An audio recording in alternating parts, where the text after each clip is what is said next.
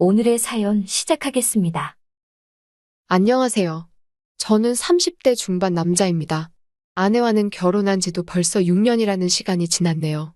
연애를 하면서 이 여자가 아니면 내 미래는 상상도 못할 거라 생각을 했고, 결혼식장에서 당당히 신랑 입장을 할 때라든지, 신혼집 공사가 끝나 처음 둘이서 두 손을 꼭 붙잡고 집 안으로 들어설 때, 정말 제 아내와 평생을 행복하게 백년해로 할 것이라는 걸 믿어 의심치 않았습니다.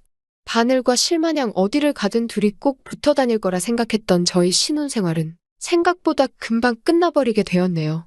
맞벌이 부부를 생각하고 결혼을 했는데 결혼 6개월이 지나니 아내가 더는 힘들어서 못하겠다며 회사를 그만두고 전업주부를 하겠다고 나섰습니다. 아직 갚아야 할 대출도 있는데 아이가 생긴 것도 아니고 너무 이른 것 아니냐 했더니 아내는 대학 동창 누구는 옆집 사는 누구는 하면서 자기가 아는 사람 이름을 하나씩 대면서 걔들은 결혼하고도 회사는커녕 집에서도 손에 물도 안 묻히고 편하게 산다는데 자기는 돈까지 벌고 집안일도 해야 하냐면서 둘 중에 하나만 하겠다고 하는 거예요. 당장 달달이 나가는 대출금 생각을 하니 아내가 하루라도 더 일을 해주는 게 좋겠다는 생각이 들었습니다. 그런데 막상 집안일을 내가 할 테니 회사에 나갔으면 좋겠다고 하니 또 자기 주변 사람들 이름을 대면서 쟤들은 남자 잘 만나서 호의호식 하는데 나는 왜 이렇게 살아야 되냐며 짐을 싸가지고 친정으로 가버리더라고요. 제가 뭘 그렇게 잘못한 건지는 모르겠는데 결국 장모님한테 해명 아닌 해명을 하고 사죄까지 하고 난 뒤에야 아내가 회사를 그만두겠다는 조건으로 다시 집으로 데리고 왔습니다. 그런데 막상 또 아내가 항상 집에 있으니 집안일도 잘 해놓는 것 같고 음식도 여러 가지 종류별로 해주는 게 썩 나쁘지가 않더라고요. 이거 나름대로 좋을 거라 생각했는데 그것도 잠시 아내가 전업주부 생활을 시작한 지 몇 개월이 채 지나지 않아서 매일매일 새로운 반찬은 고사하고 그나마도 따로따로 접시에 담아주던 반찬마저 유리 반찬 통째로 대충 꺼내주는 게 당연해졌습니다. 제가 퇴근하고 들어오면 뭘 그렇게 누구랑 연락을 하는지 핸드폰만 밤새 들여다보면서 잠도 저보다 늦게 들고 그러니 당연히 아침에 늦게 일어나게 되고 아침도 더 이상 차려주지 않더라고요. 간단하게라도 아침을 먹고 나가는 게 든든해서 아침밥을 좀 먹고 싶다고 하니 아내는 내가 네 밥 차려주는 사람이냐면서 성질을 내더라고요. 자기는 아침을 먹으면 하루 종일 소화가 안 된다면서 먹고 싶으면 네가 차려 먹으라고 화를 내는데 그냥 그 뒤로부터는 출근길에 김밥 한 줄 사서 먹는 게 일상이 되었습니다.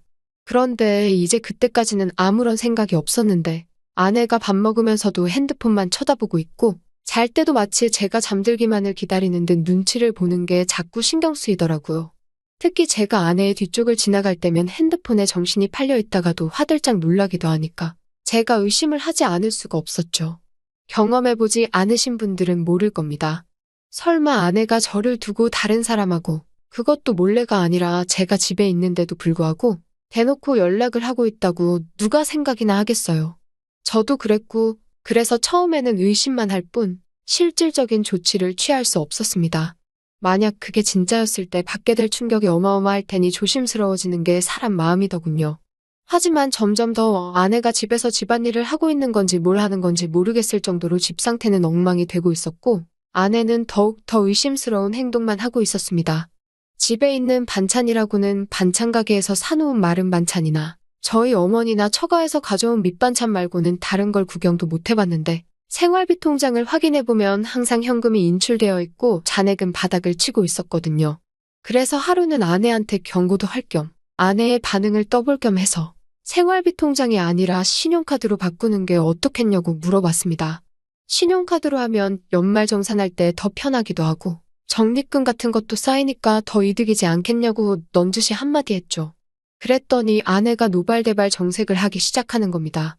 저보고 네가 살림을 해봤냐 어쩌냐 하면서 자기는 그냥 마트에 가면 되는 걸 한 푼이라도 아껴보겠다고 시장에 가서 현금으로 결제에다가 깎아서 사는 거라고 그깟 현금 영수증 좀 안 하면 어떠냐고 하면서 자기가 장을 현금으로 싸게 보는 게 더 돈을 아낀다 뭐다 하면서 성질을 내더라고요. 그때 제 의심은 확신이 되었습니다. 아내 모르게 해서 사람을 붙여봤지요. 아내가 제가 출근한 사이 다른 사람을 만나는 걸 알게 되는 데는 그렇게 오랜 시간이 걸리지도 않았습니다. 이미 그럴 거라 생각을 하고 있었다 보니 아내가 그렇다는 걸 알게 되었는데 그렇게 놀랍지도 않았지요. 오히려 놀라게 된 건 아내가 바람을 피는 상대가 누군지 듣게 되었을 때 그때 훨씬 많이 놀라게 되었지요. 아내가 제가 출근한 사이 한껏 차려입고 동네에서 꽤나 떨어진 곳까지 가서 만난 상대는 다른 사람이 아니고 제 동생 녀석이었습니다. 제 동생은 저보다 4살이 아래지만 아내의 입장에서는 아내 본인과 동갑이다 보니 결혼 전부터 저랑은 세대 차이가 난다 뭐라 하면서 동생하고 죽이 잘 맞는 모습을 보여줬었거든요. 그때는 동생이나 아내나 저를 놀리면서 장난을 치는 거라 생각했는데 막상 심부름센터에서 아내가 저 몰래 만나고 있던 사람이 다른 사람이 아니라 제 동생이라는 사실을 알게 되니 피가 거꾸로 솟는 기분이었습니다. 그런데 심부름센터 직원이 덧붙이기를 둘이서 항상 카페에서 만나 1시간 정도 대화를 나누다가 그 다음으로 향하는 곳은 언제나 제 동생이 혼자서 살고 있는 자취방이라는 겁니다. 말인즉슨 두 사람은 마치 누군가가 자기들을 알아보지는 않을까 눈치채고 있는 것처럼 매일같이 밖에서 만나기는 하지만 그 어떤 행각도 부리지 않고 카페에서는 조용히 대화만 나눈다고 하는 거죠. 사람이 집 앞까지 도착하면 마음이 풀리기 마련인데도 두 사람은 그 흔한 손 한 번 잡지 않는다고 하더군요. 그래서 아내가 매일같이 제 동생과 미래를 즐기고 있는 것은 사실이지만 그렇다고 해서 카페에서 매일같이 만나고 있는 것과 동생 집에 들어가는 걸 가지고 증거라고 들이밀기에는 조금 부족한 감이 있다고 하더군요. 제일 좋은 건 블랙박스가 되었든 집에서 녹음을 하던지 간에 어떻게든 두 사람이 저를 속이고 그러고 있다는 걸 입증할 만한 증거가 필요하다는 겁니다. 아니면 한참 때의 현장을 제가 덮치던가 하는 식으로 말이죠. 그러니까 이 심부름센터 사람도 이런 쪽 일이나 이런 경우는 굉장히 빠삭한 편인 베테랑이었거든요. 여태까지 짬으로 보기에 분명히 이 상황은 제 동생과 아내가 반드시 무언가 있을 거라는 확신이 있는데 괜히 헛다리 짚었다가 자기한테 피해가 갈 수도 있으니까 한 발을 빼는 것처럼 보였습니다. 그리고 나서는 3주를 따라붙었는데 저렇게 매일같이 만나면서도 아무런 흔적을 남기지 않을 수는 없다고. 여기서부터는 저도 같이 협조를 해서 잡아내던지 아니면 자기들은 발을 빼겠다고 하더군요. 제가 여태까지 들어간 돈이 얼만데 현장 증거를 나보고 잡으라는 거냐 따지니 이만 여기까지 하겠다는 겁니다. 이후의 일은 제가 알아서 하라고요. 어디 돌팔이 같은 놈들한테 엮인 기분도 들고 괜히 다른 센터를 찾아봐야 그 정도로 주두면밀하면 아무것도 못 잡아낼 수도 있겠구나 하는 생각에 저도 더 이상 시간 낭비를 하지 않기로 했습니다. 그냥 제가 현장을 직접 덮쳐버리는 게 낫겠다 싶었어요. 회사에 월차를 내고 렌트카를 하나 빌려서 동생이 사는 자취방 앞에 대기하고 있었습니다. 아내는 제가 출근한 줄로만 알고 있을 테니 매일같이 만나고 있다고 하는데 당연히 그날도 둘이 똑같은 패턴으로 카페에서 둘이 만나서 동생 집으로 도착을 하겠다는 계산이 섰습니다. 차 안에서 숨죽여서 기다리고 있었지만 그 시간이 평소와는 다르게 엄청나게 천천히 가더군요. 이 무더위 속인데도 모자도 뒤집어 쓰고 최대한 안 보이게 동여매고 있으니 거기에 차 시동도 걸어놓지 못하는 상태다 보니 정말 죽을 맛이었습니다. 그런데도 심장은 엄청 빠르게 뛰고 정말 그 차 안에서 무슨 생각을 했는지 기억도 안 날 정도로 오만 가지 생각이 오고 갔습니다. 아니나 다를까? 거의 매일같이 똑같은 패턴으로 행동한다는 말과 똑같이 두 사람이 시야에 들어오더군요. 사진으로 보는 것보다 실제로 보니 정말 치가 떨려서 그 자리에서 문을 박차고 나가 두 사람한테 욕 한 바가지를 쏟아붓고 싶었지만 현장을 덮치기 위해 속으로 참을 인자 새기면서 참아냈습니다. 카페에서 둘이 시간을 보냈으니 집 안에 들어가자마자 본게임을 시작하려나 그 길로 저도 뒤따라 들어가 문을 열고 들어가고 싶었지만 참았습니다. 그때의 1분 1초는 정말 제 인생 그 어떤 시간보다 느리고 천천히 흘렀습니다. 무더위에 두 사람 다 걸어오느라 고생 좀 했을 테니 땀이라도 식히고 시작하겠거니 싶어서 조금만 더 시간을 두고 기다리기로 했지요. 동생집 비밀번호는 제가 이미 옛 저녁부터 알고 있었습니다. 바꾸는 거 별로 좋아하지도 않아서 예전부터 한 번호만 쭉 고집해온 녀석이거든요. 이미 두 사람이 집에 들어간 상황에 저도 뭘 더 차 안에 있을 필요가 있겠나 싶어 저는 이미 동생집 앞까지 들어와 있는 상황이었습니다. 얇아빠진 철제 현관문 너머로 아내와 동생의 목소리가 들려오는데 정확하게 무슨 내용을 말하는지는 들리지 않았지만 동생이 벌써부터 시작을 한다느니 어쩌니 아내가 오늘은 조금 빨리 좀 끝냈으면 좋겠다느니 어쩌니 하면서 하하호호거리며 이야기를 주고받더군요. 아니나 다를까 5분도 걸리지 않아서 두 사람은 뭘 하는 건지 문 너머로 들려오던 소음도 하나 들려오지 않고 조용하니 아무 소리도 들리지 않기 시작했습니다. 둘이서 나누는 대화 때문에라도 이미 미칠 것 같았는데 막상 아무 소리도 들리지 않으니 눈앞이 깜깜해지더군요. 더는 기다리지 못하겠다 싶어서 문을 박차고 들어갔습니다. 들어갔는데 두 사람은 제가 생각한 것과는 정반대로 서로 멀찌감치 떨어져 앉아있더군요. 옷도 제대로 갖춰 입고 있었고 말이죠. 오히려 그 문을 따고 들어간 제가 더 당황스러웠습니다. 지금 뭐 하는 거냐고 크게 외치면서 들어갔는데 오히려 제가 민망한 상황이 되어버렸어요. 아내는 집에서 재택근무 형식으로 일을 할 수 있게 인터넷 사업을 구상 중이었고 그 과정에서 컴퓨터에 능숙한 제 동생에게 도움을 받고자 그동안 동생을 만나왔던 겁니다. 오히려 제가 동생과 아내에게 몹쓸 짓을 하고 만 상황이 되어버렸죠. 손이 발이 되도록 싹싹 빌어야 했습니다. 아무리 의심할 게 없어도 그렇지. 어떻게 동생과 아내를 그런 사이로 의심을 할 수 있느냐고. 동생에게 한 소리, 아내에게 한 소리 듣고 나서 나아가서는 어머니에게 한 소리 또 듣고 장모님한테는 아주 가루가 되도록 욕을 얻어먹었습니다. 졸지에 저는 아내랑 친동생 사이를 의심하는 의심병 환자가 되어버렸죠. 그 이후도 후유증이 엄청나서 아내와는 서로 말도 하지 않고 지내게 되었습니다. 그렇게 되니 너무 억울하더라고요. 그래서 아내의 뒤를 캘 때 고용했던 심부름 센터 직원을 만나서 따졌습니다. 어떻게 자기는 아무 잘못 없다 잡아떼고 면피를 하려고 할 줄 알았는데 심부름 센터 직원이 돈은 다 환불해준다고 하면서도 자기는 억울하다고 하는 겁니다.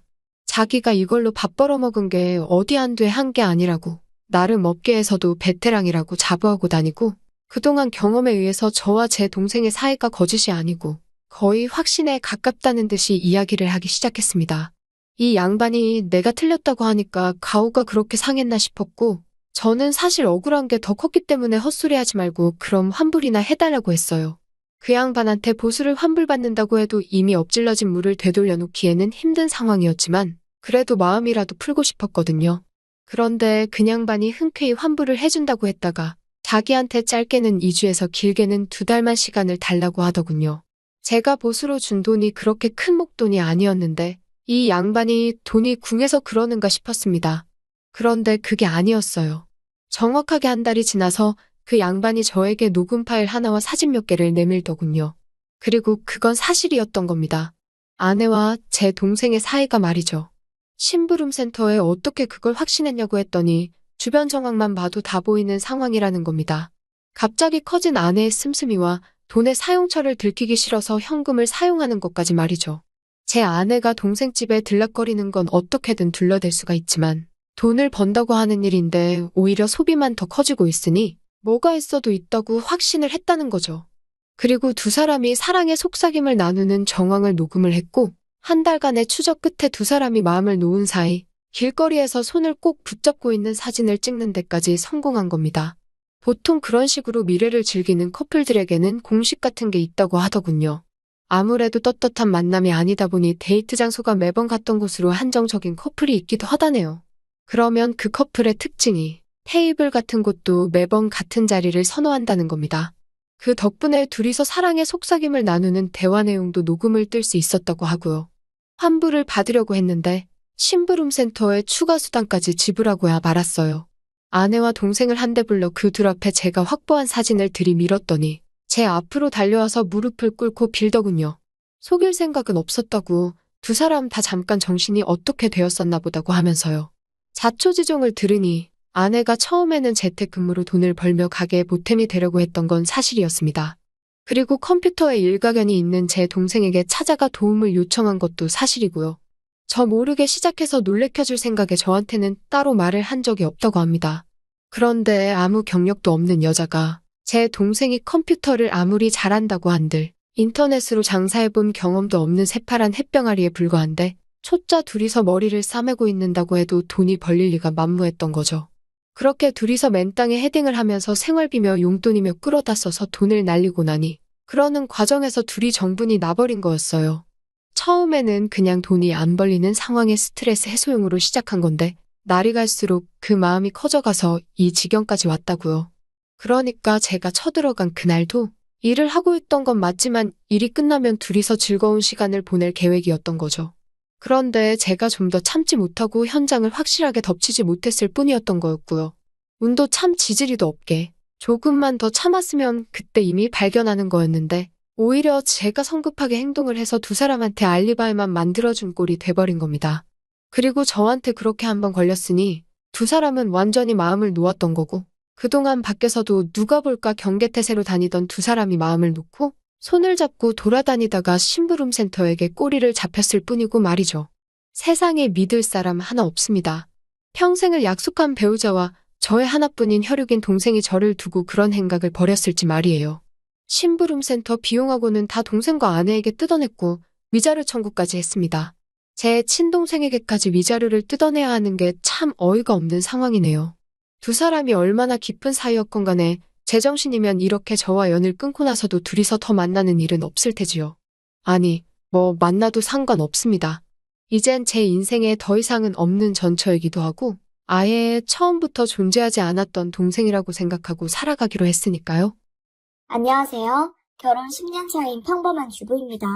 저희 시댁은 1년에 제사를 3번, 명절에 차례를 지내는 곳입니다. 더 많이 하시는 분들도 계시겠지만 쉬운 일이 아니란 것을 모두 아시죠? 게다가 저희 시댁은 아들만 대접받는 집안이에요. 특히 그 중에서도 큰아들은 왕이나 다름없습니다. 다행인지 불행인지 저희 남편은 막내 아들이고요. 첫째는 아주버님, 둘째가 시누이입니다. 시누이는 좋은 분이세요. 아무래도 같은 여자로서 차별을 받고 살아오셔서 제 마음을 가장 잘 알아주세요. 남편보다도 더요. 아주버님은 저희보다 늦게 결혼을 했지만 바로 아들 둘을 낳으셨어요. 시어머니, 시아버지가 정말 좋아하셨었죠. 그에 비해 저희는 아이가 한참 동안 생기지 않았어요.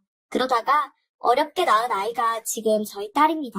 그러다 보니 자연스럽게 형님네 아이들과는 나이 차이가 별로 나지 않았어요. 저희 부부는 아들이고 딸이고 자식이 생긴 것에 무척이나 감사하고 살아왔어요. 특히 저희 남편은 저희 딸 이야기라면 껌뻑 죽죠. 제가 소외감을 느낄 정도였으니까요.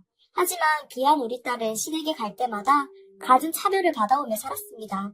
여자라는 이유로요. 그건 아들이나 낳지 못한 저를 구박하는 것보다 훨씬 더 겪기 고통스러운 일이었습니다. 저희 시댁은 매번 남자와 여자상을 따로 차려서 먹었어요. 어렸을 때야 제가 밥을 먹으면서 옆에서 같이 먹였는데 아이가 크면서부터 남자들 상과 여자들 상차림의 반찬 양이나 가짓수가 다르다는 것이 점점 보였나 봐요. 엄마, 우리는 왜 새우가 없어? 하고 물어봤다가 어머니한테 음식이나 탐하는 애라고 욕먹었습니다. 남편이 눈치 봐가면서 딸에게 반찬 몇 개를 아이 입에 넣어주는데 어머니는 그걸 그렇게 얄미워하십니다. 자꾸 아이 탓을 하고 식탐이 심하다는 말을 하더라고요. 아주버님도 가부장적인 생각이 강한데 문제는 여자를 너무 아래 것으로 여기세요. 말을 듣고 보면 기분이 나쁘면서 희롱적인 말도 스스럼없이 하시거든요. 그 아빠의 그 아들이라고 문제는 형님네 아들들도 저희 딸을 함부로 대한다는 겁니다. 아무래도 어머니가 저희 아이에게는 구박을 자주 하고 자기들은 올려 세워주니 만만해 보였겠지만요. 그렇게 아이 머리카락을 잡아당기고 밀치고 팔을 잡고 질질 끌고 다니더라고요. 제가 절대 못하게 해도 아랑곳하지 않습니다. 그때는 저도 형님네 애들을 혼내니까 어머니가 저희 딸이 우는 소리를 하면 먼저 호통을 치세요. 어디 계집애가 목소리를 올리냐 건방지게. 그리고 제가 아이를 보호하려고 하면 할수록 목소리를 높이세요. 남편이 아이를 달래주고 있으면 그 꼴도 또 보기 싫은가 봐요. 남편이 막으면 바로 또 저에게 화살이 날라오거든요. 남자 우린다고요. 어머니 말로는 제가 아들을 후려서 자기 아들 다 버려놨다고 하세요. 항상 1년에 제사, 명절, 새해 인사, 어버이날, 어머님, 아버님 생신 합해서 10번 넘는 시댁 방문도 남편이 최대한 줄이려고 노력합니다. 1년에 한두 번 가는 것도 우리 생각과 성격에 영향을 주는데 지속적으로 한 달에 한 번꼴로 차별을 받으러 내려가니 저희 딸은 정말 할머니 집에 가는 것을 싫어합니다. 그나마 시아버님이 예뻐해 주시는데 형님 애들 같지 않고 예의 바르다며 잘 대해주세요. 형님네 아이들한테 괴롭힘 당하면 혼내주시고 아이 손잡고 가서 슈퍼에서 과자 하나 손에 들려주고 달래고 들어와 주십니다. 그리고 가족 몰래 용돈도 꼬박꼬박 챙겨주셨어요. 아이가 초등학생이 되면서부터 엄마가 힘들다고 수저랑 젓가락 놓는 것을 돕기 시작했는데요. 기특하죠? 그런데 어느 날부턴가 형님이 그걸 당연하다는 듯이 생각을 하시더라고요. 애들이 TV 보고 있으면 저희 딸만 불러서 반찬 나르기를 시킨다던가 밥 다 먹은 후에 제가 설거지를 시작하면 저희 아이한테 상을 닦게 시키기도 하고요. 가장 막내인데도요. 남편이 참다 못해 형님네 아들한테도 너네도 반찬 나르는 것 좀 도우라고 했더니 어머니가 아주 불같이 화를 내셨습니다. 내 손자들은 가만두라고. 이런 건 여자가 하는 거라면서요. 남편이 그날은 화가 많이 나서 식구들 보란듯이 반찬을 날랐습니다. 남자도 이런 거 하는데 니들은 왜 안 하냐면서요. 그 작은 반항이 참 고마웠어요. 시댁 식구들도 많이 있던 자리여서 모두 놀래서 지켜봤었죠. 어머니가 약이 올라서 남편을 말리는데도 보란듯이 했습니다. 저희 딸은 설거지하는 제 옆에 붙어 아빠를 지켜보고 있었죠. 그렇게 살아왔습니다. 저희 아이 전공이 요리인데요. 형님이 그걸 가지고 그렇게 비하를 하세요. 여자애들이 할 수 있는 게 뭐 그렇지. 동서도 그냥 포기해.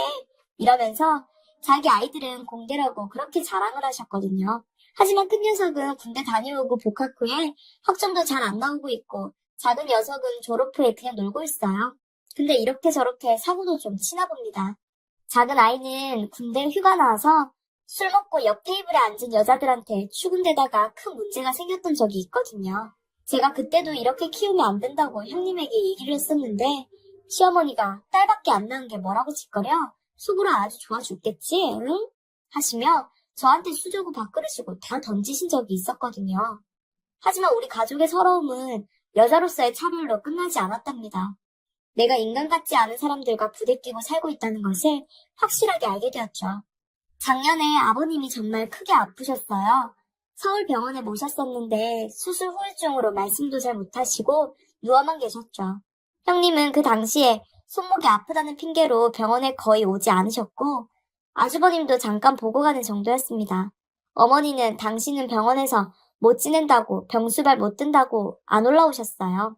그러면서 야 어쩌겠니 너가 돌봐드려야지. 이럴 때 보면 너가 좀 쓸모 있는 것 같다. 이렇게 얘기하시네요. 아버님 이번에 계신 몇 개월 동안 주로 제가 병간호를 해드렸습니다. 대소변부터 재활 훈련을 수저지기 힘드시니 끼니도 챙겨드렸어요. 경험이 있으신 분은 아시겠지만 정말 힘이 듭니다. 하지만 당연히 며느리로서 제 역할에 충실하고 싶었습니다. 그리고 무엇보다 아픈 아버님을 방치시킨 사람들과 나는 틀리다고 스스로 다짐하고는 했습니다. 형님은 매번 큰아들이 최고죠? 라고 얘기하면서 이렇게 꼭 중요할 때는 홀랑 빠지거든요. 어떤 날은 병수발 중에 전화가 오더군요. 미안하긴 했는지 아이고 동서 미안해. 근데 동서도 아들 못 낳아서 죄스러운 마음이 좀 편해지겠네. 형님은 항상 이런 식입니다. 저를 죄인 취급하며 본인을 한껏 올려세우는 그런 사람이죠. 그런데 어떻게 하겠어요. 속은 부글부글 끓지만 할 도리는 해야죠. 저희 딸은 할아버지에게 정이 많아서 병원에 자주 와서 함께 있었답니다. 그때마다 시아버님은 저를 보시며 항상 말씀하셨어요. 미안하다. 늙어서 고생만 시키는구나. 정말 미안해. 그런 아버님을 보면 눈물이 났습니다. 그래도 저희 부부를 챙겨주시고 특히 딸을 유일하게 이뻐하신 분이시니까요. 그런데 이 사람들 시아버지가 이렇게 아프니 갑자기 돈독이라도 올랐는지 지들끼리 먼저 재산 이야기를 합니다. 시댁 집안에 대대로 내려오는 땅들이 꽤 있는데 제가 봤을 때는 크게 돈이 될 것 같진 않았습니다. 선산이라 처분하기가 쉽지 않을 거라 생각했거든요. 저만의 착각이었죠. 결국 이 땅이 나중에 큰 혼란을 야기시켰습니다. 하지만 아버님 입장에서는 선조 대대로 내려오는 지켜야만 하는 중요한 재산일 뿐이었습니다.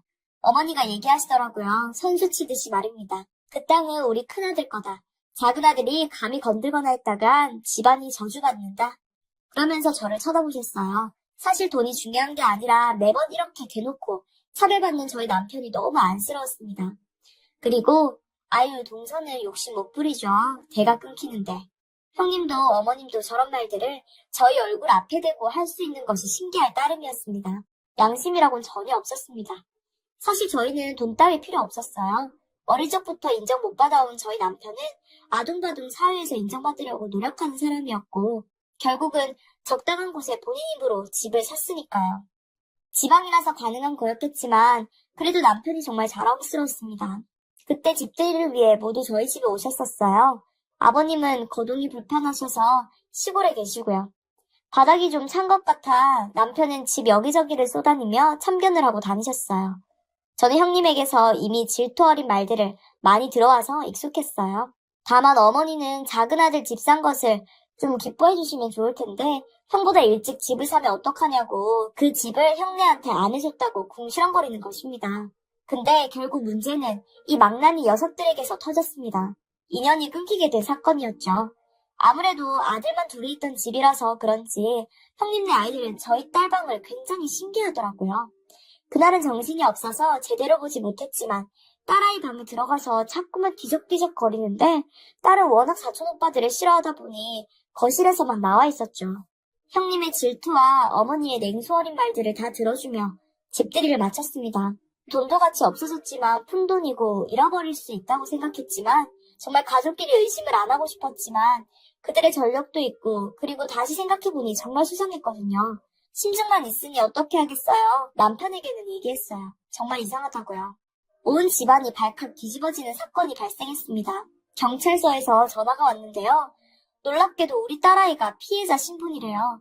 자세히 들어보니 형님네 아이들이 글쎄 우리 아이를 인터넷에다가 팔았다는 거예요. 원래 그 외에 불법적인 용품 같은 걸 올려서 사이버 수사대에 걸렸다가 훔쳐다가 팔았던 것이 추가 혐의로 밝혀진 것입니다. 철부지 사춘기들도 아니고 정말 한심하지 않나요? 경찰서에 가보니 그 형제는 지들끼리 또 싸우고 있었습니다. 인터넷에서 파는 쇼핑몰 명의는 형인데 활동은 주로 동생이 했었다나?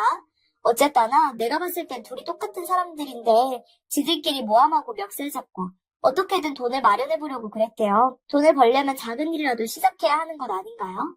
편하게 벌어먹으려고 음침하게 머리를 쓰다가 이런 사건이 난 거겠죠. 정말 한심했습니다. 어린 것들이 벌써부터 가족끼리 피해자 신분이 돼버린 거죠. 형님이 저를 발견하고는 오히려 쏟아붓히듯 이야기했어요. 동서 빨리 합의 해결해. 나 동서 딸 아니고도 다른 여자들 때문에 미치겠어. 동서가 먼저 합의해. 신경질적으로 얘기하는 태도에서 화가 나더라고요. 그땐 진짜 무슨 용기인지 형님 우리 쟤네한테 사과 아직 안 받았는데요. 이런 말이 제 입에서 확 튀어나왔습니다. 그때 절 다시 뒤돌아보다 형님의 놀란 얼굴, 뜻밖이라는 표정, 지금 생각하면 진짜 웃음이 다 나오네요. 하지만 이내 뭐야 너 지금 나랑 장난해? 지금 상황이 장난 같아? 잘됐다고 물고 늘어지는 거야 뭐야 건방진게. 안 그래도 예민해진 형님은 저를 향해 삿대질을 하다가 때리려는 신용까지 해서 주변 경찰들이 말렸습니다. 너무 용서가 안 되고 형님의 뻔뻔한 태도에 제가 더 화가 나서 합의 절대 안 해준다고 했죠. 그때 형님이 시어머니께 다 일러다 바쳤는지 어머니한테 전화가 왔습니다. 야, 이 집안 말아먹을 거사 뭐 쫓겨나고 싶냐? 지금 아들 없다고 질투해? 소리를 지르는 통에 머리까지 아팠습니다. 저는 이미 화가 머리끝까지 났기 때문에 보이는 것이 없었고 전화를 그냥 끊어버렸어요. 퇴근한 남편이 경찰서에 찾아오자 형님네 큰아들이 저에게 말하더군요. 작은 엄마는 가봐요. 이렇게요. 저는 참 이 상황에서도 벌을 못 고친 형님네 큰아들 때문에 기가 차서 헛웃음이 다 나왔습니다. 저희를 대하는 태도 자체가 이 아이는 자기보다 하찮은 존재라 마음대로 말해도 되고 상대 의사하고는 상관없이 마음대로 해도 되는 존재로 막대했습니다. 전 그냥 두지 않기로 했습니다. 그런 모습을 지켜보던 남편도 크게 화를 내며 소리쳤습니다. 니들 내가 절대 가만 안 둔다. 합의는 생각도 하지 말라고요. 그 말에 저 또한 사과하기 전까진 합의 없다고 했습니다. 그리고 결국 참다 못한 남편의 행동에 모든 인연은 끝이 나게 되었습니다. 아주버님네 가족이 저희 집에 왔어요. 저희는 당연히 사과하러 온 줄 알았는데 그 행동이 기가 막혔습니다. 아주버님은 들어오자마자 저희 남편 보고 자기들 아직 저녁 안 먹었다고 얘기하더라고요. 정말 뻔뻔하고 황당했습니다. 남편도 형의 그런 모습에 도저히 못 참겠는지 밥 먹으러 왔냐고 제정신인 거냐고 사과 안 할 거면 나가라고 했죠. 아주버님이 무서운 얼굴로 뭐? 너 뭐라고 했어? 라고 으름장을 놨는데요. 그런데 예상치 못하게 남편이 그 뻔뻔한 아주버님의 얼굴을 주먹으로 응징했습니다. 그리고 부끄러운 줄 알라며 저 혼자 아버님 병수발 할 때 한 번도 얼굴을 안 비춘 일부터 저희 딸 혼자 겪은 모든 서름을 다 울분으로 토해냈습니다. 그리고 이걸로 인연 끝이다. 다시는 우리 볼 생각 말라고 고래고래 소리를 질렀고요. 아주버님은 전혀 예상치 못한 일에 너무 놀라 자빠진 채 얼굴만 감싸고 남편을 올려다봤습니다. 남편은 멈추지 않고 골프채를 가져왔어요. 당장 나가라고. 형님은 혼비백산하여 아주버님을 끌고 나가고 문이 닫히자마자 저는 남편을 끌어안고 울었습니다. 가엾고 불쌍하고 믿음직스럽고 안쓰럽고 고마워서요. 참다 이성을 잃고 화를 터뜨린 남편의 모습에 자꾸만 눈물이 나더군요. 방에 있던 딸아이가 나와서 아빠를 같이 달래줬어요. 남편이 그랬어요. 난 우리 집 여자들 때문에 버틴다 이렇게요. 시댁은 난리가 났죠. 아니 저에게 모든 막말이 쏟아졌습니다. 제 입장에선 사실 호적에서 판다느니 정신이 나갔다느니 하는 말은 이제 귀뚱으로도 안 들렸죠. 정신이 나간 쪽은 저쪽이고 당장이라도 호적에서 이름 다 지우고 빨리 인연을 끊고 싶었으니까요. 얼마 안 가 명절에 저희 가족은 아주 비장한 마음으로 내려갔어요. 마지막이라는 심정으로요. 가자마자 어머님은 또 형님네 아들을 감싸고 계집애가 어떻게 같은 가족들한테까지 해프게 흘리고 다니냐며 저희 딸 등짝을 때리시더라고요. 화가 치밀어 올랐습니다. 저는 들고 온 가방도 안 내려놓고 말했어요. 저희 가족 취급이 아주 개취급 수준인데 더 이상 여기 올 이유가 없겠네요. 그럼 저흰 그만 가보겠습니다. 아버님과 눈이 마주쳤는데 허리 숙여 인사드리고 그렇게 인연을 끝냈습니다. 등 뒤에서 저 집안 망쳐놓는 몹쓸 여자라고 고래고래 소리치시는 어머니 목소리를 뒤로한 채 그대로 집으로 올라왔습니다. 그리고 결국 저희는 법대로 합의 없이 진행했습니다. 모든 것은 변호사에게 맡겼고 악착같이 민형사 진행해달라고 거듭 말했습니다. 그 후 수시로 형님한테 연락이 옵니다. 동서는 양심도 없냐고, 그러고 자기 아들 살려내라며 온갖 막말을 하고 당장 소송 취하하라고 생떼를 썼습니다. 이번만 넘어가주면 아버님 재산 일부 나눠준다느니 등등 말도 안 되는 이야기를 하곤 합니다. 마치 본인 것처럼 말이죠. 전 그 땅 필요 없다고 했습니다. 정신 못 차린 겁니다. 저들이나 그 아들이나 시어머니 포함해서요. 그리고 저희 딸이 유명한 호텔에 취직을 한 이후에는 어머니가 연락이 오세요. 배가 아팠던 모양입니다. 그냥 어떻게든 깎아내려고 화풀이하려고 전화하시는 거죠. 너 때문에 니들 때문에 내 귀한 손자들 아들내미 인생이 끝났다고 아주 발악을 하시는데 전 그냥 들어주는 척 하다가 전화 끊었고 나중엔 아예 차단을 해버렸습니다. 졸업도 아직 못한 형님네 큰아들은 학교에서도 같은 범죄로 일을 저질렀는지 대자보가 붙어서 아주 제대로 망신을 당했다고 합니다. 요즘 대학생들 성평등이나 그에 관한 것들에 아주 예민하잖아요.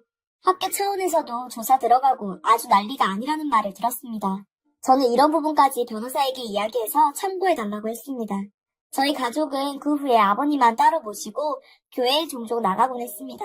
건강이 많이 안 좋아지셨는데 유독 저희 부부만을 찾으시더라고요. 아버님이 저와 남편한테 그렇게 미안하다고 사과하셨어요. 재산도 나누어 주신다고 했지만 정중하게 거절했습니다. 이대로가 행복하다고요. 그 후 아버님의 건강이 악화되시고 돌아가신 후에 또 한 번의 소송이 저희 가족을 덮쳤습니다. 아버님이 저희 부부와 딸 그리고 시누이에게만 재산을 남겨주신 겁니다. 선산을 제외한 땅을 다 처분하시고 본인이 모았던 재산을 분배해 주신 거죠. 저희에겐 15억이란 돈과 시누이에게는 5억 그리고 제 딸에겐 시집갈 때 쓰라고 1억을 남겨주셨어요. 시어머니는 살고 계신 아파트와 1억을 받으셨는데 충격적인 것은 큰아들에게는 한 푼도 물려주지 않으셨어요. 이미 아들들 소송과 합의금으로 여기저기 빚을 끌어모았는데 대놓고 재산을 노리던 그들에겐 악몽이었을 겁니다. 변호사를 통해 알게 된 조건에는 그냥 손산만 지켜달라고 애원하셨습니다. 큰아들 시어머니한테 돈이 가면 대대로 내려온 손산마저 팔 것 같다고 하며 변호사에게 매우 강조했다고 합니다. 그리고 저한테 손수 쓰신 편지 또한 건네받았는데 보자마자 눈물이 주르르 흘렀습니다. 미안하다. 오랜 기간 고생만 시켰구나. 그간의 고생 어떻게 내가 용서받을 수 있겠니? 이걸로 조금이나마 보상이 된다면 좋겠다. 나이든 노인네 병원에서 보살펴주느라고 정말 고마웠다. 장례식장은 난장판이었습니다. 형님과 시어머니는 깽판에 가까운 난동을 부리셨고 주변 사람들은 자세한 내막을 모르니 그저 수군댈 뿐이었어요. 돈이 정말 무섭습니다. 시어머니, 형님 내외, 그리고 더욱 충격적인 것은 시누이마저 변호사를 공동선임해 저희에게 재산분할 무효 소송을 걸어왔습니다. 저 악마 같은 사람들은 둘째치고 돈이 뭐길래 착한 시누이마저 이러는지 이해가 되지 않았어요. 저들은 절실했습니다. 형님 내외는 사업이 망해서 돈에 눈이 돌아갔고 그 아들들 또한 백수만도 못한 망나니니 비빌 곳은 소송뿐이었겠죠. 시어머니와 시누이는 이럴 순 없다며 자기들 몫을 내놓으라고 아우성이세요. 남편도 한때 마음이 약해졌지만 아버님이 저에게 주신 편지를 보고 독하게 마음먹었습니다. 형님과 어머님이 전화를 해봐도 모든 건 제가 관리한다고 자기 소관이 아니라고 딱 선을 그었던 거죠. 여자인 저와 딸을 그렇게 무시했는데 저한테까지 돈 달라고는 못하시겠죠.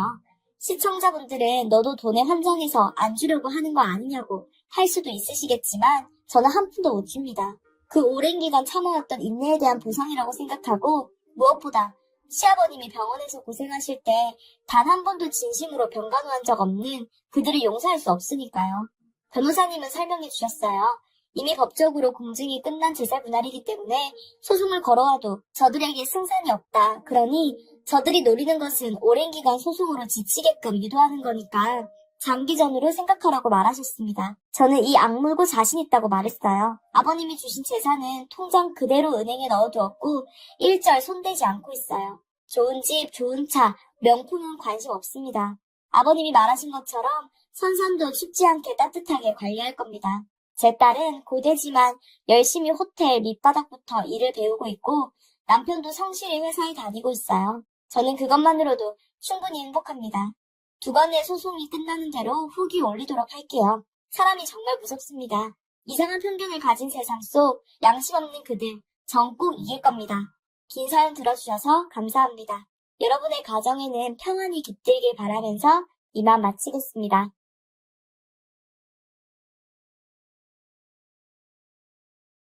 안녕하세요. 40대 초반의 돌싱이에요. 이혼한 지는 몇 년 됐어요. 늦게 결혼했던 편이고 실질적으로 산 거는 2년 정도밖에 되지 않았었고 그래서 아이도 없었어요. 이혼 사유는 시댁과의 불화도 있었지만 가장 큰 게 궁합 문제였어요. 저는 좀 예쁘고 날씬한 편이에요. 그래서 어렸을 때부터 인기가 좀 많았어요. 고등학교 2학년 때를 시작으로 여러 남자를 만나봤어요. 처음에는 남자들 얼굴을 엄청 따졌어요. 20대 초반까지만 해도 잘생긴 게 최우선이었어요. 그런데 23살에 사귄 남자친구에게 안기는 묘미를 알게 된 후 남자에 대한 기준이 바뀌었어요. 잘생긴 얼굴, 큰 키 같은 외적인 것도 물론 중요하지만 남자는 역시 밤의 위력을 발휘하는 것 같아요. 그때 저에게 궁합이라는 게 이런 거구나 알려준 남자친구는 정말 대단했어요. 그 남자친구는 저보다 나이가 좀 많기도 했지만 유머러스해서 저를 만나기 전에도 여러 여자를 만났었어요. 역시 뭐든지 경험치가 중요한 것 같았어요. 하나부터 10까지 저를 만족시켜줬고 저는 그 남자친구에게 푹 빠졌어요.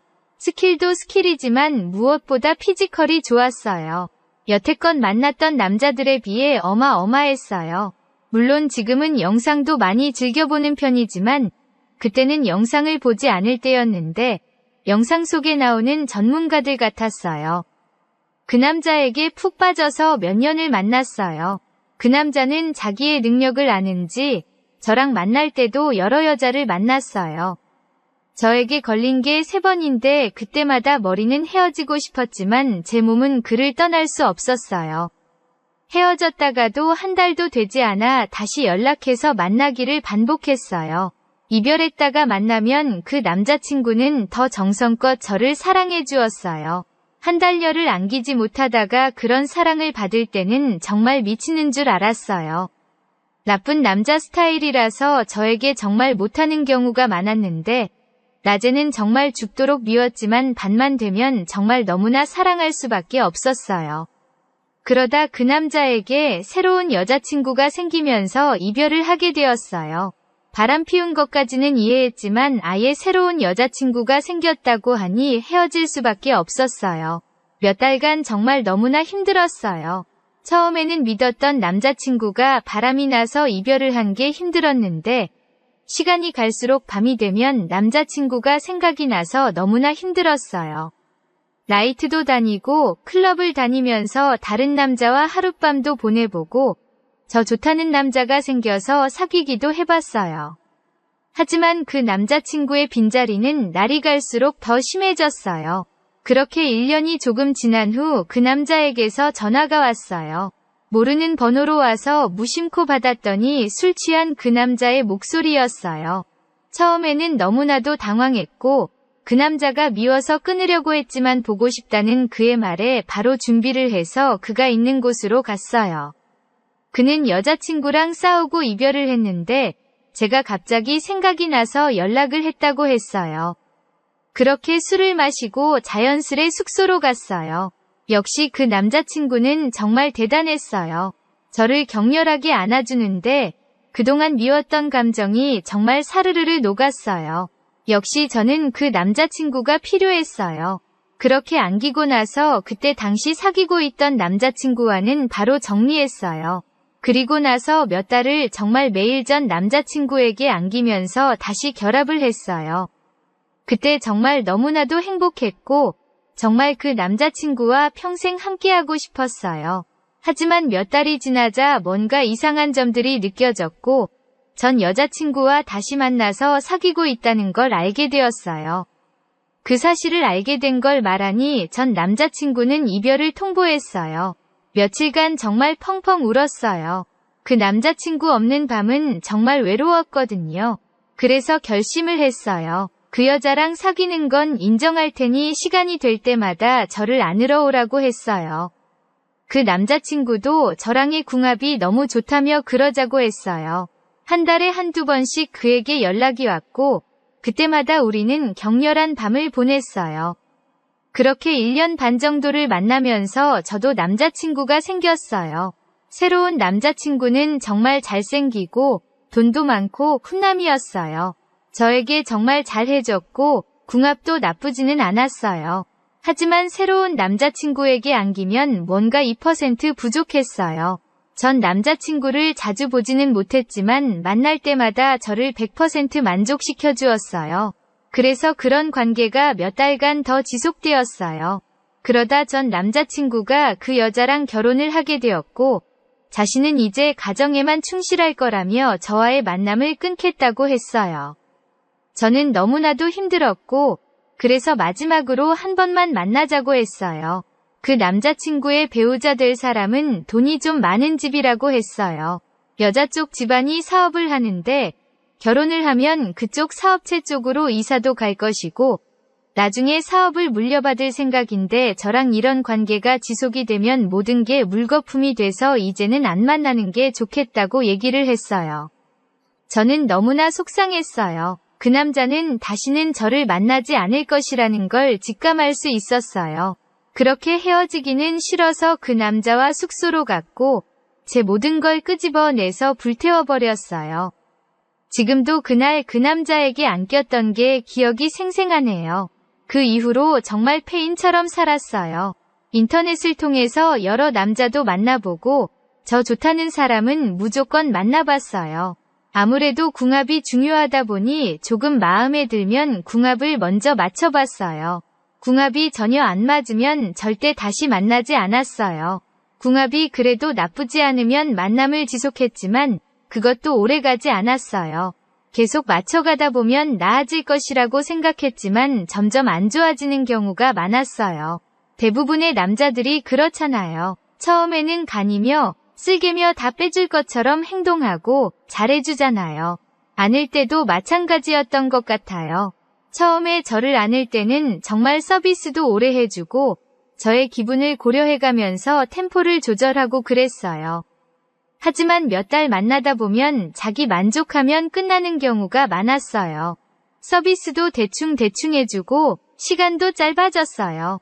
본 게임도 그냥 자기 원하는 범위에서 끝나는 경우가 많아졌어요. 그러다 보면 또 저는 만족을 못하고 다른 남자를 찾게 됐어요. 그렇게 몇 명이 남자를 만나면서 느낀 경험이 보통은 궁합이 그렇게 좋지 않구나였어요. 전 남자친구가 정말 저랑 궁합이 최고였고 이제는 그런 남자는 다시는 만나지 못할 거라고 생각을 했어요. 나이는 한 살 한 살 먹어갔고 결혼할 나이가 되니 이제 궁합은 포기를 했어요. 어차피 궁합으로 100% 만족을 못한다면 그냥 착하고 다정하고 안정적인 직장에 그래도 부유한 남자와 결혼을 하고 싶었어요. 그렇게 결정을 한 후로 소개팅과 선자리를 마다하지 않았어요. 그런데 하나같이 마음에 들지 않은 사람들만 나왔어요. 부유하면 머리가 벗겨졌거나 키가 작거나 외모로는 정말 아닌 분들이 대부분이었어요. 간혹 외모는 그럭저럭 괜찮으면 직업이 불안정하거나 본가가 가난한 사람들이 대부분이었어요. 결혼을 꼭 해야 하나 하는 마음이 들 때쯤 전 남편을 만났어요. 남편은 집도 괜찮았고 외모도 나쁘지 않았어요. 남중, 남고, 공대를 나오고 IT 쪽이라 남자가 대부분인 곳에서 생활을 해왔어요. 그래서 여자 경험이 그렇게 많지 않은 것 같았어요. 저 만나기 전에 2명만 안아봤다고 했어요. 조금 걱정되기는 했지만 조건이 워낙 좋아서 하나는 포기하는 것도 좋겠다고 그때는 생각했어요. 나이가 들면 욕구가 줄어들 수도 있으니 차라리 부족한 부분은 전 남편이 벌어다주는 돈과 시댁에서 해주는 넓은 집에 만족하면서 풀 수 있을 거라고 생각했어요. 물론 결혼 전에 전 남편에게 몇 번 안기어보기는 했어요. 술을 많이 마시고 안기었었는데 그렇게 좋지도 나쁘지도 않았어요. 그 정도면 나쁘지는 않다고 생각을 했어요. 결혼을 하고 첫 몇 달은 좋았어요. 하지만 시간이 갈수록 저를 안는 횟수가 줄어들더니 일주일에 두 번만 안았어요. 욕구가 없는 사람은 아닌데 갑자기 줄어든 횟수에 바람을 의심하기도 했는데 바람을 피울 정도로 잘하지는 못했기 때문에 바람일 리는 없다고 생각했어요. 저는 밤마다 전 남편을 보채고 조르는데 남편은 매일 피곤하다며 저를 잘 안으려고 하지 않았어요. 저는 밤마다 너무나도 외로웠고 눈물을 흘린 적도 많았어요. 그러다 어느 날 외출을 했다가 생각보다 집에 일찍 들어왔는데 전 남편이 혼자서 스스로 위로를 하고 있는 걸 목격했어요. 전 남편은 깜짝 놀랐고 저는 정말 화가 났어요. 저를 안지는 않으면서 스스로 위로를 하고 있는 꼴을 보니 우라통이 터졌어요. 전 남편이 보고 있던 노트북을 확인해 보니 영상이 어마어마했고 외장하드에 저장하면서까지 영상을 보고 있더라고요. 화가 나서 전 남편에게 따졌어요. 스스로 위로하는 것까지는 이해할 수 있다. 하지만 저를 안지는 않고 어떻게 스스로 위로를 하냐고 따졌어요. 전 남편은 고개를 숙이며 대답을 했어요. 그동안 저를 기분 좋게 하기 위해서 노력을 많이 했지만 자기는 여자를 안는 것보다 스스로 위로를 하는 게 더 좋다고 했어요. 그동안 저를 안지 않고 꾸준히 위로를 했다고 했어요. 저를 안을 때면 제가 만족하지 못하는 게 눈치 보이고 자기 능력은 그것밖에 안 되는데 자꾸 죄인이 된다면서요. 저는 정말 눈물이 났어요. 제가 만족하지 못하면 만족시키려고 연구하고 노력하는 게 남편일 텐데 회피하고 자기 만족만 채우는 그 사람이 너무나도 미웠어요. 그래도 그것 외에는 돈도 많고 돈도 잘 버는 남편이라서 그냥 살까 했어요. 하지만 한번 그걸 걸리고 저에게 통보를 하고 나니 전 남편은 이제는 아예 저를 안을 생각조차 없었어요. 그래서 결국 이혼을 했어요. 이혼을 하고 나서는 각종 어플을 통해서 여러 남자를 만났어요. 그 중에는 미혼 남자들도 있었고 돌싱 남자들도 있었어요. 유부남들도 몇 번 대시를 했지만 가정이 있는 남자를 만나는 것 도의적으로 안 된다고 그때는 그렇게 생각했어요. 이혼 후 만난 남자들도 나쁘지는 않았지만 저를 완전히 만족시켜주지 못했어요. 그래서 몇 개월 만나다 헤어지고 몇 개월 만나다 헤어지는 패턴을 반복했어요. 그러다 정말 괜찮은 남자를 만났어요. 제가 그렇게 못 있던 전 남자친구보다 훨씬 더 저를 만족시켜주는 남자였어요. 그 남자는 사실 제가 아는 동생의 남편이에요. 이혼을 하고 여러 가지 모임을 나갔는데 거기서 그 동생을 알게 됐어요. 사는 곳도 가깝고 나이도 몇 살 차이 안 나서 급격하게 친해졌어요. 그 동생은 솔직히 외모는 별로인데 친정에 돈이 좀 많아서 좋은 아파트에 살고 있었어요.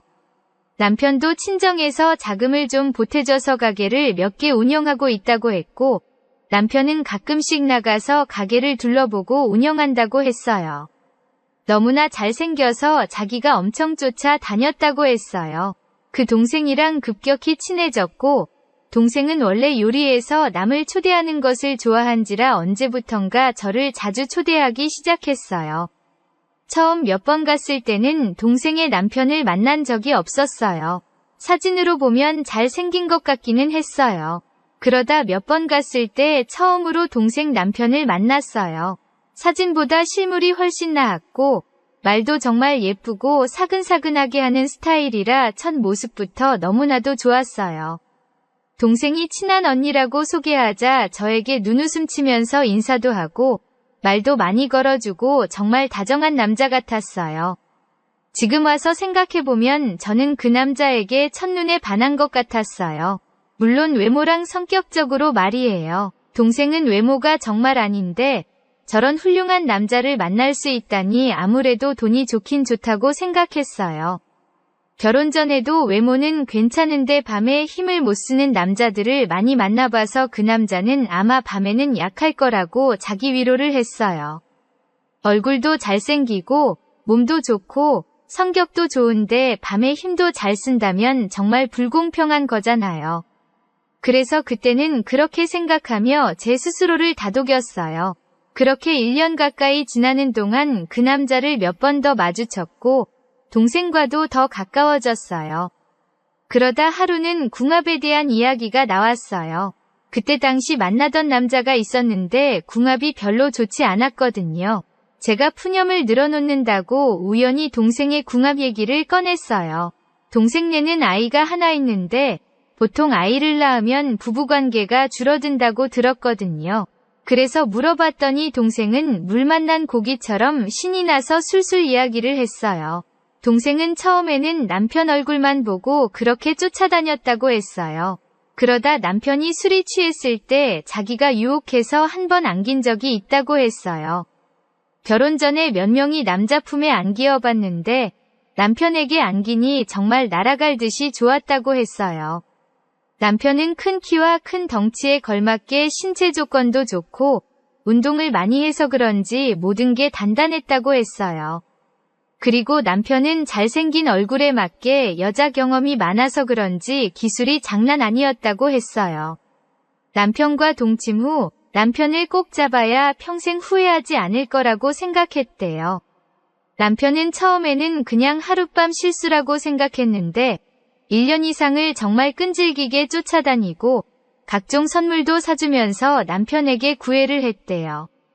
결혼할 때 동생이 집도 해오고 가게도 차려줬고 남편은 사업 수완이 좋아서 점점 키워나갔다고 좋아했어요. 돈도 잘 벌고 밤에 자신도 너무나도 만족시켜줘서 좋다며 저도 정말 궁합이 잘 맞는 남자를 만나라고 진심으로 걱정을 해줬어요. 그 얘기를 들으니 동생이 정말 부러웠어요. 동생은 정말 다 가진 남자를 가진 거잖아요. 그때부터 조금 질투가 났어요. 그 후로 동생 집을 방문할 때 동생 남편과 마주치기를 원했지만 그게 쉽지는 않았어요. 그러다 동생 남편을 마주쳤는데 동생에게 익히 들어서 그런지 더 괜찮아 보였고 남자로 느껴지기 시작했어요. 저 넓은 품에 안기어서 동생이 말한 경험을 해보고 싶었어요. 유부남이기도 하고 동생의 남편이기 때문에 몇 달간 고민을 했어요.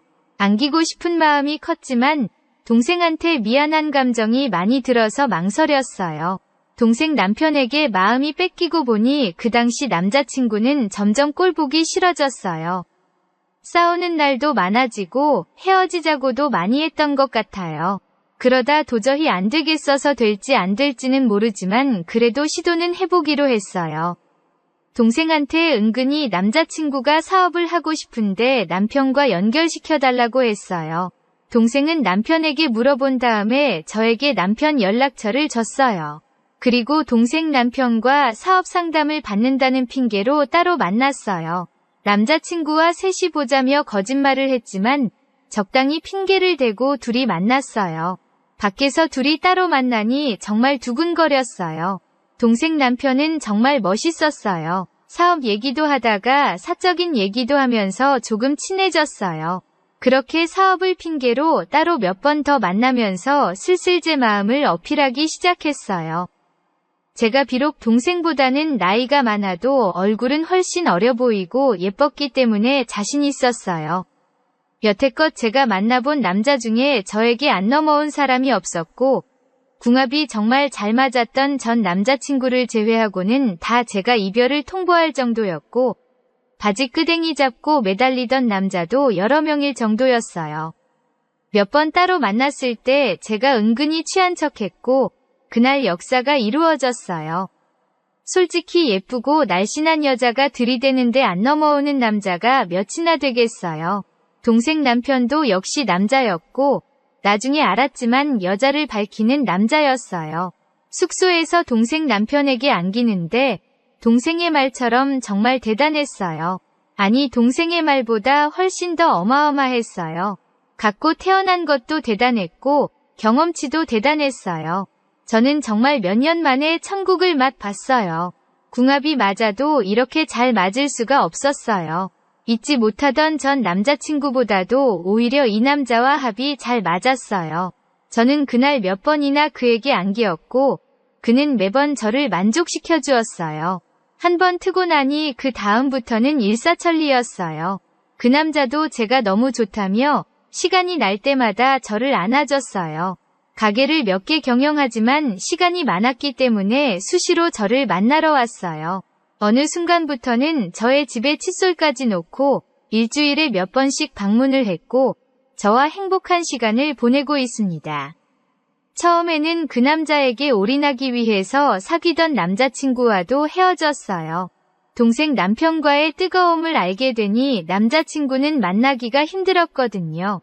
동생 남편과 비밀스러운 사이가 되고도 처음에는 동생과 교류를 했어요. 하지만 동생을 볼 때면 항상 죄책감이 들었고 비밀이란 게 자기도 모르게 은연중에 탄론 날 수 있으니 눈치 못 챘게 서서히 정리를 했어요. 동생과 연락이 끊기고 나니 죄책감은 더 이상 들지 않았어요. 이렇게 동생 남편과 만난 지도 몇 달째예요. 많은 남자가 그렇듯 이 남자도 처음에만 들이대지 서서히 줄어들 줄 알았어요. 하지만 이 남자의 체력은 정말 대단했고 욕구도 대단했어요. 동생이랑도 주기적으로 합을 맞추고는 있지만 솔직히 저를 안는 게 좋다며 수시로 저희 집을 들락날락거려요. 이 남자에게 안길 때는 정말 너무 좋은데 밤에는 같이 있을 수 없으니 외롭기도 하고 주말에는 특히 혼자 있어야 하는 게 쓸쓸해요. 그래서 이제 슬슬 남자친구를 사귈까 생각하고 있어요. 몸이 외로운 건 동생 남편과 풀면 되는데 마음이 외로운 건 지금 어떻게 할 수 없더라고요. 새로 만나게 될 남자가 궁합까지도 맞으면 금상첨화일 것 같아요. 삭제했던 어플을 며칠 전에 다시 깔았어요. 제발 다정하면서도 궁합이 맞는 사람과 매칭이 되었으면 좋겠어요. 혹시 새롭게 만나게 될 남자와 궁합이 맞으면 그 후기도 다시 사연 보낼게요. 모두들 아름다운 연애하면서 지금을 즐기세요. 제가 제일 좋아하는 말이 카르페 디엠이에요. 모두들 현재를 충실히 즐기기를 바래요.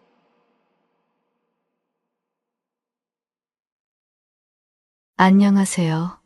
저는 30대 초반의 직장인 강준호라고 합니다. 우리 집은 형과 저, 이렇게 둘뿐인 형제예요. 형은 몇 년 전 결혼해서 형수랑 살고 있습니다. 형수 이름은 김미영인데 저랑 나이 차이도 별로 안 나고 정말 친구처럼 편하게 지내요. 솔직히 말하면 형수는 누가 봐도 매력적인 사람이에요. 형은 요즘 집에만 있는 것 같아요. 뭐 하는지 잘 모르겠고 집안일도 거의 안 하고 형수가 다 알아서 해요. 형수는 항공사 승무원이라 긴 비행도 많고 하루하루 정신없이 바쁘게 살아요. 그런데도 집안일까지 다 챙기면서 항상 단정하고 깔끔하게 지내더라고요. 그런 모습을 볼 때마다 제가 다 안쓰러우면서도 어딘가 부럽기도 해요. 웃을 때 생기는 보조개가 그렇게 예쁠 수가 없는데 그게 또 솔직히 제 이상형이라서 마음을 숨기는 게 쉽지는 않더라고요. 형수라 그런 감정을 더더욱 숨기려고 노력했지만 제 마음을 제가 속이는 건 쉽지 않았어요. 그날 일이 터졌어요. 형수한테서 전화가 왔을 때 정말 깜짝 놀랐어요. 그날은 야근을 끝내고 밤 11시쯤 집에 가는 길이었거든요. 온몸이 피곤했지만 도로에 차도 별로 없어서 기분 좋게 운전하고 있었죠. 그런데 갑자기 전화가 울리더라고요. 부장인가 싶어서 살짝 짜증나다가도 화면에 뜬 이름을 보고 화들짝 놀랐어요. 다름 아닌 형수였어요. 여보세요? 형수, 이 늦은 시간에 무슨 일이야? 나 보고 싶어서 전화한 거야? 하고 장난스럽게 받았죠. 하지만 전화기 너머로 들려오는 형수의 목소리가 떨리는 게 느껴졌어요. 숨을 내쉬는 소리가 울먹임으로 섞여 있고 말끝마다 떨림이 묻어나더라고요. 평소 온화하고 침착한 형수가 이런 목소리를 낸다는 건 뭔가 심각한 일이구나 싶었어요. 준호야, 흑흑 나 좀 도와줘. 집에서 나왔는데 갈 곳이 없어. 그 말 듣는 순간 심장이 덜컥 내려앉는 것 같았어요. 형수의 목소리에 담긴 절박함이 고스란히 전해졌거든요. 저는 그 길로 모든 걸 내려놓고 형수에게 달려가야겠다는 생각밖에 안 들었어요. 위치를 물어보니 역 근처라고 해서 바로 차를 돌려 형수를 데리러 갔죠. 비까지 오는 밤길에 형수를 혼자 둘 수는 없었으니까요. 그렇게 저는 형수를 구하러 가는 길에 올랐습니다. 형수가 말한 역 주변에 도착하니 형수는 역 입구에서 비를 피하고 있더라고요. 집에서 역까지 걸어오느라 비를 맞으셨는지 비에 젖은 생쥐 같으셨죠. 저는 그런 형수를 보고 바로 근처 커피숍으로 데려갔어요. 일단 따뜻한 커피랑 샌드위치를 주문했는데 형수가 많이 젖어서 편의점에 가서 수건이랑 작은 담요도 사왔습니다. 형수는 말없이 수건으로 머리를 닦고 담요로 몸을 감싸신 채 조용히 앉아 있더라고요. 그 모습이 너무 안쓰럽기도 하고 한편으로는 화가 나기도 했습니다. 참다 못한 저는 형이랑 싸우셨으면 싸우신 거지. 왜 지갑이며 다 놓고 나왔어? 이 비 오는 날에? 그 말을 듣고 형수가 갑자기 눈물을 글썽이며 말씀하더라고요. 오늘 비가 많이 와서 비행이 취소됐거든. 그래서 형한테 오랜만에 서프라이즈 해주려고 조용히 집에 들어갔는데 형이 안방에서 처음 본 여자랑 형수님은 말을 끝맺지 못하고 고개를 떨구고 말았어요. 그 얘기를 듣는 순간 저는 가슴이 철렁 내려앉는 것 같았어요. 형수가 떨리는 목소리로 이어서 말씀하셨어요. 그 장면 보고 그대로 소리 지르고 뛰쳐나왔어. 지갑이고 뭐고 생각도 안 났어. 근데 전화기는 들고 나와서 너한테 전화할 수 있어서 진짜 다행이야. 그 말을 듣는데 가슴 속에서 여러 감정이 뒤섞이더라고요. 형수가 그렇게 상처받은 얼굴로 제 앞에 앉아 있는 게 너무 화가 나기도 하고 안쓰럽기도 했어요. 그리고 형수가 너무 추워 보이길래 일단은 근처 찜질방이라도 갈까 했는데 형수가 푹 쉬고 싶다고 해서 호텔로 갔습니다. 로비에서 체크인을 하고 방키를 건넸죠. 방에 가서 좀 쉬고 있어. 금방 올게. 그렇게 형수를 방에 들여보내고 저는 근처 편의점으로 뛰어갔어요. 여성 의류는 아니지만 티셔츠랑 바지를 급하게 사고 방으로 올라갔습니다. 방에 들어가니 형수는 샤워를 하고 있는지 욕실에서 물소리가 들리더라고요. 저는 TV를 켜놓고 잠깐 앉아 있었는데 왠지 처음 여자친구랑 모텔 갔던 날이 떠올라서 묘한 기분이 들더라고요. 곧 형수가 나올 것 같길래 제가 사온 옷과 가운을 화장실 입구에 놓고 이거 입고 따뜻하게 계셔 하고 쪽지를 써두고 방의 온도도 좀 높여서 더 따뜻하게 만들고요. 그리고 형수가 나오기 전에 나가야겠다는 생각이 들어서 형수, 나 먼저 갈게. 필요한 거 있으면 연락하셩. 하고 방을 나왔습니다. 라운지에 앉아서 잠시 생각에 잠겼어요. 일단 형한테 연락을 해볼까? 고민하던 찰나 형수에게서 전화가 왔습니다. 준호야, 내가 사온 옷 너무 귀엽다. 진짜 귀여워. 형수는 연신 웃으며 칭찬하더군요. 그런데 갑자기 생각이 났습니다. 형수는 지갑도 없는데 제가 돈을 챙겨주지 않았더라고요. 이런, 내가 왜 이걸 깜빡했지? 싶어서 다시 방으로 올라갔습니다. 저는 방 앞에서 한참을 망설이다가 노크를 했어요. 형수, 나야. 문 좀 열어줘. 그렇게 말하고 기다렸는데 형수는 한참 있다가야 문을 열어줬어요. 문이 열리는데 형수 얼굴에 눈물 자국이 선명하더라고요. 그 모습을 보고 속이 상해서 한참을 멍하니 서 있다가 결국 큰 소리로 말했죠. 형수, 우리 형 따위 때문에 힘들어하지 마요. 그리고 울고 싶으면 그냥 우세요. 참지 말고요. 그 말을 듣자마자 형수는 갑자기 어린아이처럼 엉엉 울기 시작했어요. 목 놓아 우는 모습이 얼마나 안쓰럽던지 제가 다 같이 울고 싶은 심정이었어요. 하지만 울 수는 없었죠. 그래서 옆에 앉아 등을 조심스럽게 토닥이며 한마디도 하지 않았어요. 그 순간은 말보다 가만히 곁에 있어주는 게 더 중요하다고 느꼈거든요. 형수는 한참을 그렇게 울더니 조금씩 진정되기 시작했어요. 눈물이 번진 얼굴로 저를 보며 형수가 작은 목소리로 말했어요. 미안해, 내가 민폐만 끼치는 것 같아서. 그 말을 듣는데 저도 마음이 찢어지는 것 같았어요. 그래서 조용히 말했죠. 형수, 그런 말 하지 마요. 힘든 거 있으면 저한테 얘기하세요. 혼자서 다 짊어지려고 하지 마세요.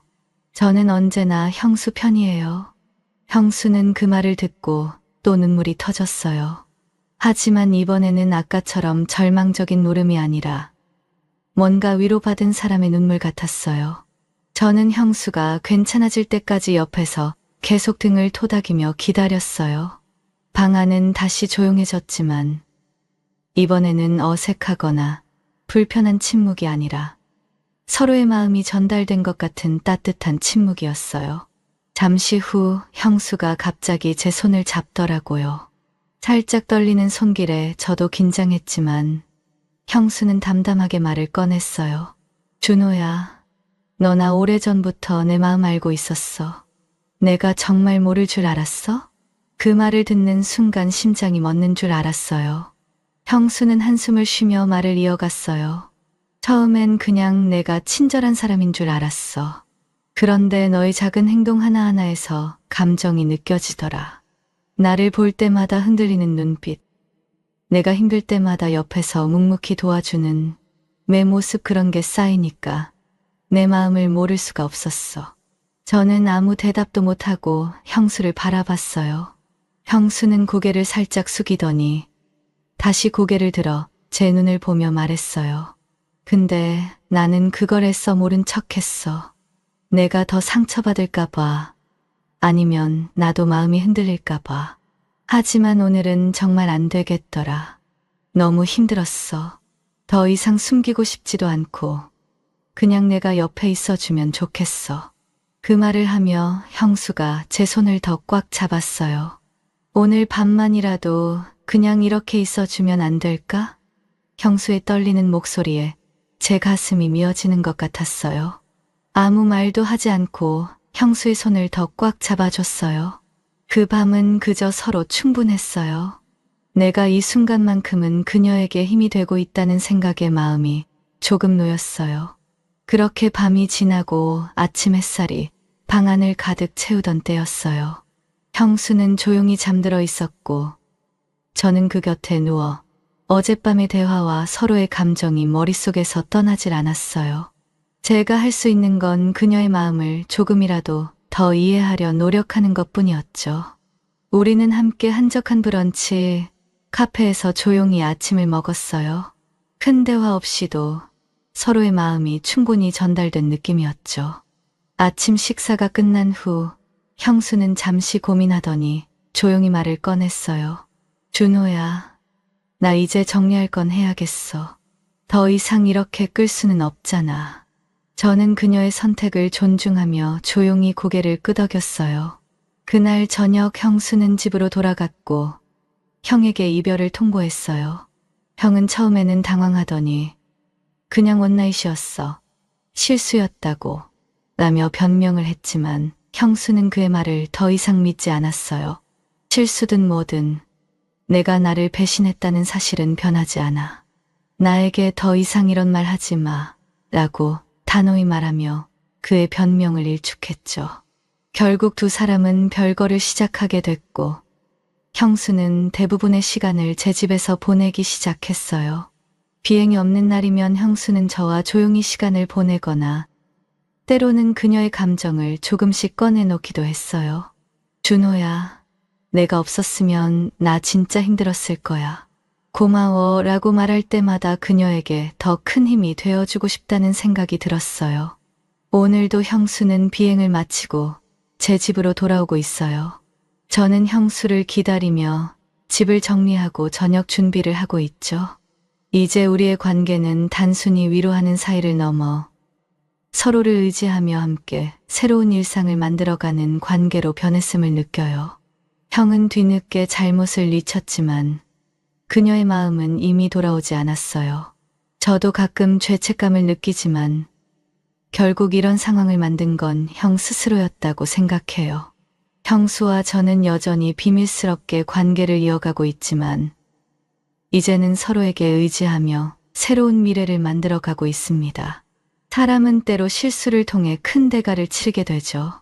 중요한 건 그 실수에서 배우고 다시는 반복하지 않는 겁니다. 이 이야기가 여러분께 작은 교훈이 되었으면 좋겠어요.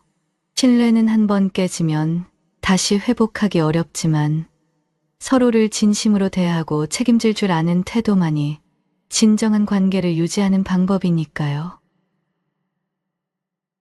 오늘 영상도 끝까지 시청해 주셔서 감사합니다. 구독과 좋아요, 알림 설정까지 꾹꾹 눌러주시면 저에게 큰 힘이 됩니다. 다음 영상에서 더 재미있는 이야기로 찾아오겠습니다. 안녕.